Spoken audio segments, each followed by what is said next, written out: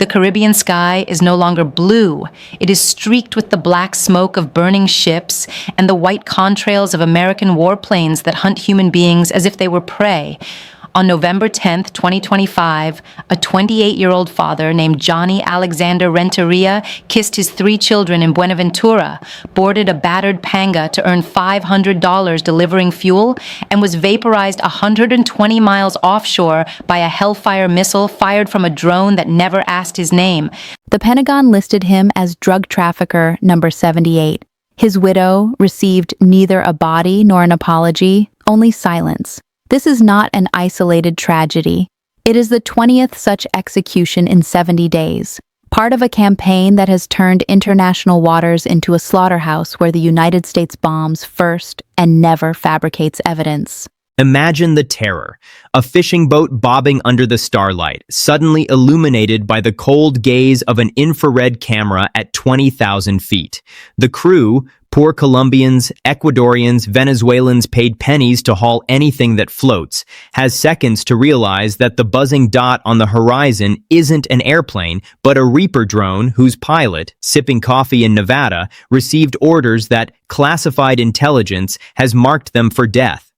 There's no warning shot, no radio call, no chance to surrender, just the whistle of a missile, the flash of 500 pounds of high explosive, and then the sea swallowing what's left. 77 times this scene has been repeated since September.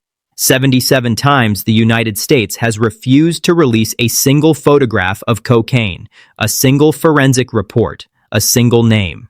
This isn't law enforcement. It's the Empire's death squad dressed in counter-narcotics uniforms. Colombia cannot wait for Washington's conscience to awaken. It doesn't have one. Every hour of hesitation is another loaded ship, another lost father, another precedent etched in blood. That a superpower can murder the citizens of weaker nations on the high seas and call it justice. The time for polite diplomatic notes is over. It is time for warships, lawsuits, live satellite broadcasts, and unwavering regional unity. If we do not protect our children with our own helmets and our own courage, the next explosion will reverberate off our own shores, and the Empire will laugh at our pain. Rise up, Latin America. Build the escorts, fill the courts, broadcast the truth, because if we do not stop these bombs today, tomorrow they will fall on our land, and no one will come to save us. The graveyard of impunity, US aerial executions on the high seas, and the urgent duty of the international community to halt them. November 11th, 2025. As the smoke still rises from the 20th US military strike on a civilian vessel in less than 70 days, the Caribbean Sea and Eastern Pacific have become open-air killing fields. Between September 2nd and November 10th, 2025, American F-35s, MQ-9 Reapers, and naval helicopters have obliterated 20 boats, murdered at least 77 human beings, mostly Colombian, Ecuadorian, and Venezuelan nationals, and produced exactly 0 public photographs of cocaine, 0 forensic reports, and 0 named corpses. The Pentagon's sole justification, classified intelligence that each vessel was consistent with narco-trafficking, is so elastic that any fishing panga with 2 outboards now qualifies as a legitimate target. This is not counter-narcotics. It is state-sanctioned aerial lynching dressed in the language of the war on terror. The facts are no longer in dispute, only in deliberate concealment. Only 2 of the 20 wrecks have yielded any drugs at all, 1,000 kilograms recovered by the Dominican Navy after US bombs conveniently sank the evidence. Fentanyl, the drug actually killing Americans, does not travel by Caribbean go-fast boat. It crosses the Mexican border in trucks driven by US citizens.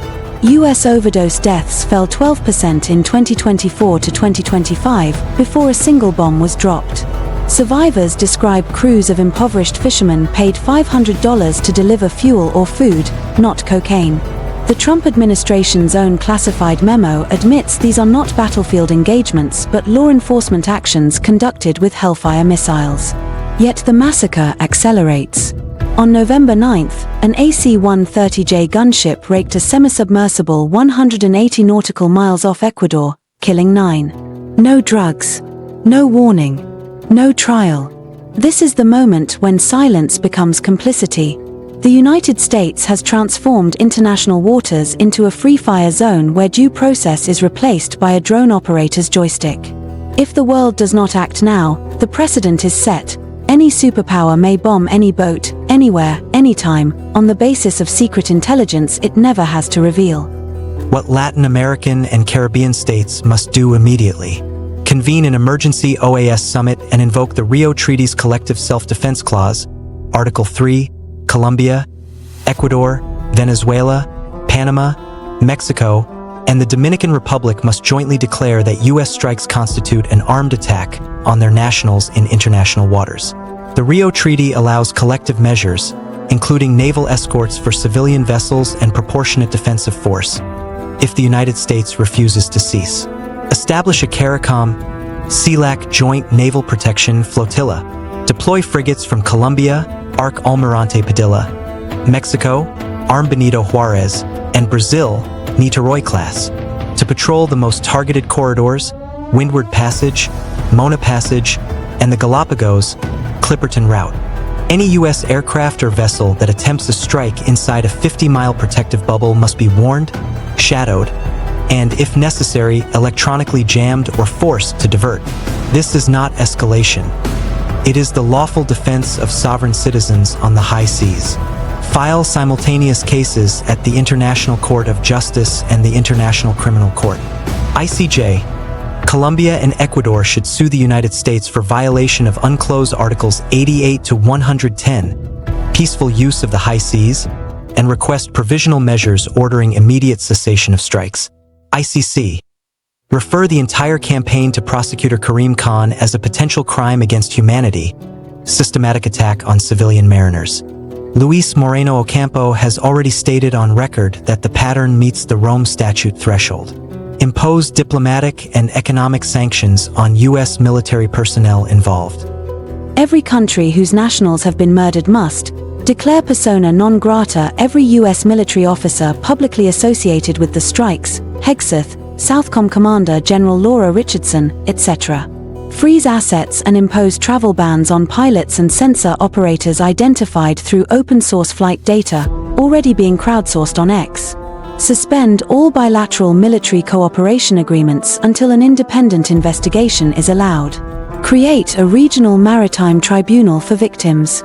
Modeled on the Russell-Sartor Tribunal, a panel of jurists from Argentina, South Africa, Ireland, and Malaysia should hold public hearings in Bogotá, live-streamed globally, where survivors and families testify. The moral weight alone will make Pentagon press conferences untenable. Offer protected escorts and real-time satellite broadcasts. Colombia's Satina-2 satellite and Brazil's SGDC-2 can provide continuous imaging of every escorted vessel. Live streams on YouTube and Telegram channels will make it impossible for the US to claim we didn't know there were fishermen aboard. Demand UN Security Council emergency session under Chapter 7. If China and Russia veto US objections, they will force a uniting for peace resolution in the General Assembly. A simple majority can mandate UN-flagged observer ships and authorize peacekeeping naval units to interpose themselves between US strike aircraft and civilian boats. What European and global South allies must do. Spain, Portugal, and France. Recall ambassadors and suspend intelligence sharing agreements that feed targeting data to CENTCOM. South Africa and Malaysia. Lead an African-Asian bloc to deny overflight rights to U.S. military aircraft transiting to Guantanamo or Diego Garcia. Norway and New Zealand. Champion a new high seas protection treaty explicitly banning kinetic strikes on civilian vessels absent UNSC authorization. The cost of inaction. Every day the world hesitates, another boat burns. On November 10th, a 28-year-old Colombian fisherman from Buenaventura left behind 3 children when his ponga was vaporized 120 miles west of Cabo Corrientes. His name was Jhonny Alexander Rentería. The Pentagon called him narco-trafficker number 78. His widow received no body, no explanation, no apology. If Latin America waits for Washington to police itself, the next widow will be Ecuadorian, then Panamanian, then Honduran. The United States has already telegraphed Phase 2, direct action, inside Colombian and Mexican territory if cooperation remains insufficient. The era of begging for mercy from an imperial power that bombs the poor to feel strong again is over. The governments of the hemisphere must choose. Either they protect their citizens with warships, lawsuits, and moral clarity, or they sign the death warrants of thousands more Jhonny Alexander Renterias. The sea is wide, but it is not lawless. The bombs must stop, and they will stop only when the countries whose sons are being murdered decide, together, fiercely, and without apology, that enough blood has watered the empire's illusions. Act now, or forever count the corpses in silence.